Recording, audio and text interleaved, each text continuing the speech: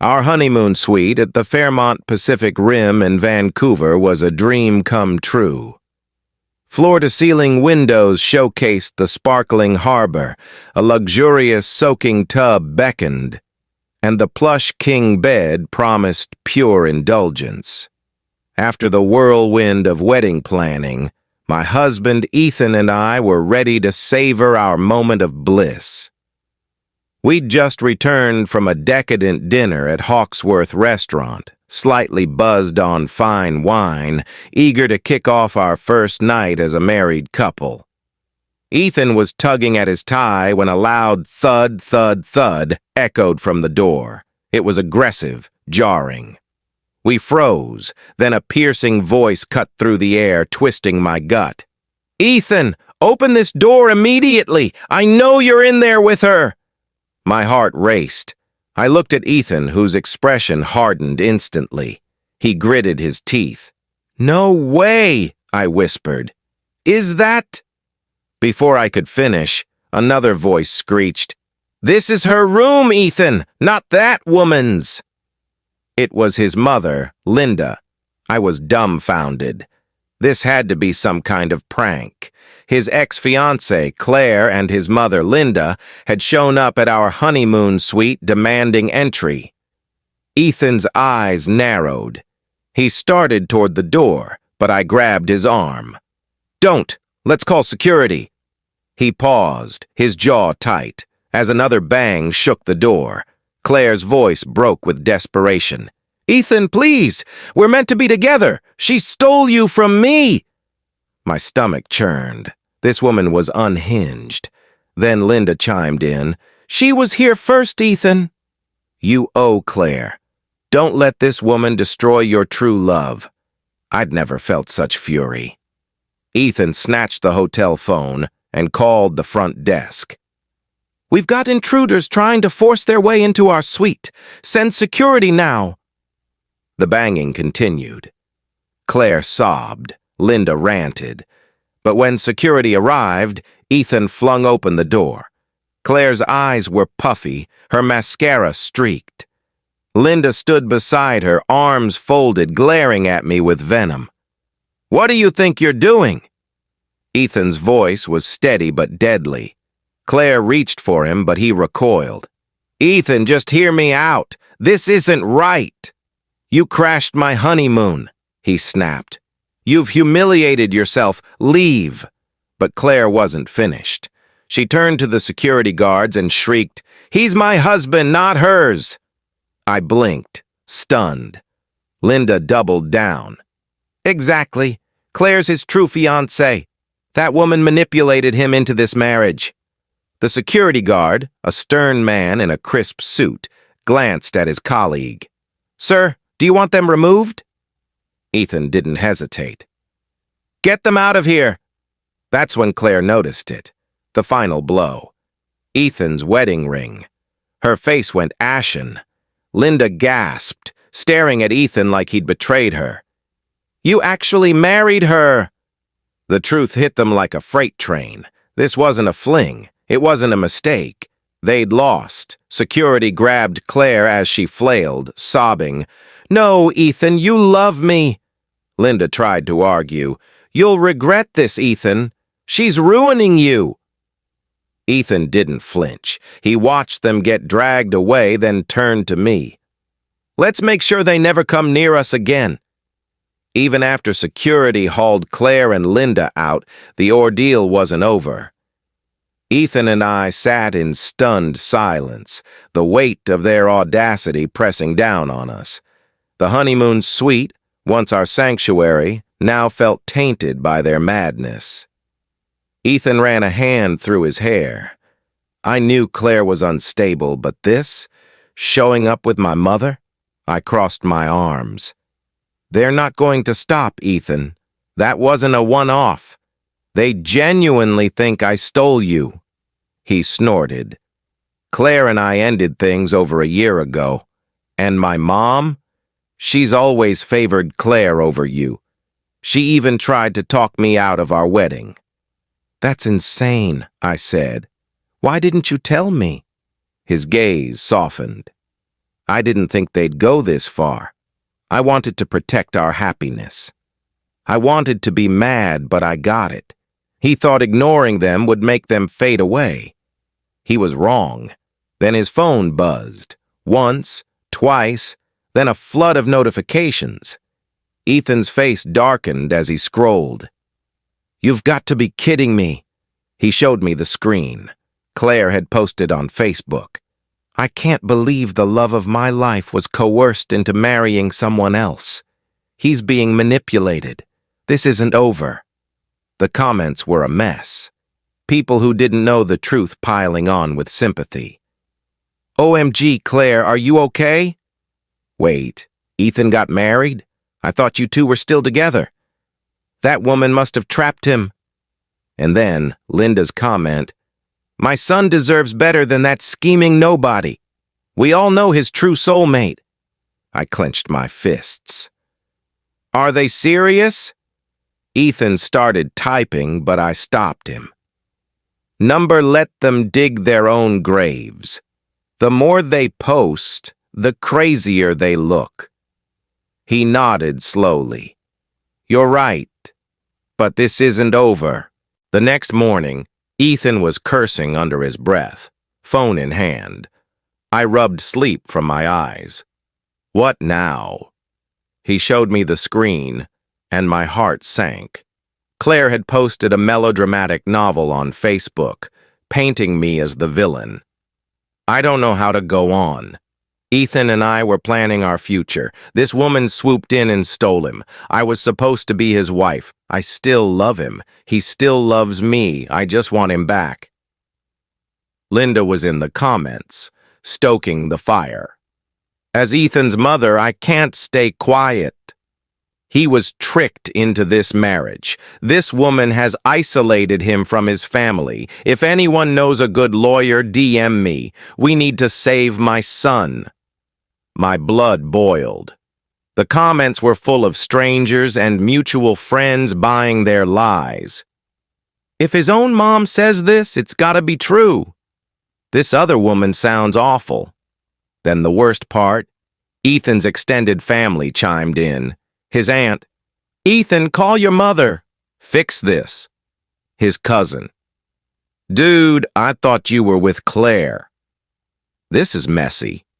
Ethan ran a hand over his face. "I need to talk to my family before this spreads." I sat up, heart pounding. You shouldn't have to justify yourself. Why do they think they get a say in your marriage? "Because Claire and my mom are master manipulators," he muttered. "They always play the victim." My phone was no better. Hate messages flooded in. Anonymous texts, fake Instagram accounts spamming my posts with snake emojis and comments like, "You stole her man, you're disgusting. He'll never love you. Enjoy your stolen honeymoon, karma's coming." I took a deep breath. This is war. Ethan's eyes flashed. "We're not sinking to their level." "No," I said, "but we're not letting them ruin our reputation either." Claire and Linda thought they could bully us into submission. They were about to learn how wrong they were. Ethan and I sat in our suite, laptops open, phones buzzing relentlessly. It was time to fight back. I started screenshotting everything, Claire's posts, Linda's comments, the harassing messages. Ethan took it further. "I'm calling hotel security," he said, dialing the front desk. "They've got hallway cameras. We can get footage of Claire and my mom losing it." When he hung up, he grinned. "They're sending the footage now." "Perfect," I said. "You still have your mom's Netflix login, right?" He raised an eyebrow. "Yeah, why?" I smirked. "Bet her passwords are the same for everything." Ethan caught on, grinning. "You think we can access her accounts?" "We don't need to," I said. "We just need to see what she's doing." Using Ethan's childhood dog's name, predictable as ever, we reset one of Linda's passwords. What we found was gold. Linda had DM'd people, urging them to target me online. She'd emailed a lawyer about annulling our marriage, as if that was remotely possible. Claire? Messaging Ethan's cousins, begging them to help her win him back, still calling herself his fiancée. I looked at Ethan. We could block them, or we could bury them. He cracked his knuckles. Let's make sure they never try this again. Our plan was clear. Expose their lies publicly with undeniable proof, cut off their supporters, and ensure they faced real consequences. By the time we were done, they'd lose everything, and they wouldn't see it coming. We weren't just after revenge. We wanted a spectacle. Ethan's family was hosting a post-wedding brunch at his aunt's house in West Vancouver. Claire and Linda weren't invited, but we knew they'd show up. They couldn't resist a chance to insert themselves. So we set the trap. Ethan posted on Facebook, looking forward to brunch with family tomorrow, excited to celebrate. Linda commented instantly, funny how you forgot who really loves you. Claire DM'd Ethan's cousin, so glad he's coming around. See you at brunch. Hook, line, sinker. We arrived at brunch early. Ethan's aunt, now repulsed by Claire's online antics, was on board with our plan. As guests trickled in, Ethan casually mentioned, "Oh, we had a little incident at our honeymoon suite. You'll hear about it soon." The room buzzed with curiosity. Some had seen Claire's posts. Others had gotten Linda's DMS. Everyone was confused. Then the door swung open. Claire and Linda strutted in, acting like they belonged. Claire's smile was smug, Linda's expression triumphant. The room went silent. Claire made a beeline for Ethan. "Ethan, baby, I'm so glad you're finally with family again." She reached for him. He jerked away. "Don't touch me!" Gasps, whispers. Linda's face soured. "Ethan, don't be rude. Claire just wants to talk." I stood, clearing my throat. Actually, everyone should see this first. I played the hotel security footage on my phone. Claire and Linda banging on our door, screaming like maniacs, every word clear as day. The room erupted in murmurs. Claire's face paled. "Well, what is this?" Ethan's voice was ice. "Proof you're unhinged." I held up my phone again, showing Linda's DMS. "And Linda, care to explain why you asked people to harass me? Or why you tried to annul our marriage?" Linda sputtered. "You hacked my account." "No," Ethan said coolly. "You're just predictable." Claire trembled. "Ethan, please." He cut her off. "You're done here. Get out." The family turned on them. Ethan's aunt sneered, "You two are a disgrace." A cousin muttered, "Claire, move on already." Someone laughed. "This is like a bad reality show." Humiliated, Claire fled in tears. Linda stumbled after her, still arguing, but no one cared. The fallout was swift and merciless. Claire and Linda's lies unraveled spectacularly. Family group chats exploded. Ethan's cousins dragged Claire online. Someone leaked the hotel footage to a private group, and it spread like wildfire. Supporters backtracked, deleting their comments. Mutual friends ditched her. Then her job caught wind. Claire, a Vancouver real estate agent, relied on trust and reputation. A viral video of her screaming at a married man's honeymoon suite. Not a good look. Ethan's friend texted us. "Her boss saw the video. Clients are bailing. She's got a meeting tomorrow." Spoiler, she got fired. Linda doubled down, posting about Ethan being brainwashed and me hacking her. Mistake. Ethan's aunt shut her down publicly. "Linda, you harassed his wife and embarrassed your son. No one believes you anymore." The post got hundreds of likes. Ethan had enough. He posted, My mother and ex-fiancé crashed my honeymoon, harassed my wife, and lied about our marriage. Claire and I ended over a year ago. My mother never accepted it. If you support them after seeing the proof, we're done. The response? Brutal. Linda's siblings blocked her. Friends unfollowed Claire. A cousin commented, "This is worse than I thought." Linda's church friend texted her, calling her a disgrace. Linda begged Ethan, "I'm your mother. You can't cut me off." He didn't reply. He blocked her. Claire's career tanked. Her biggest client bailed after seeing the video. Her brokerage dropped her, unwilling to be tied to someone so unstable. Linda? Ostracized by the family, uninvited to gatherings, her name mud. We didn't stop there. We took everything to a lawyer: harassment, defamation, cyberstalking.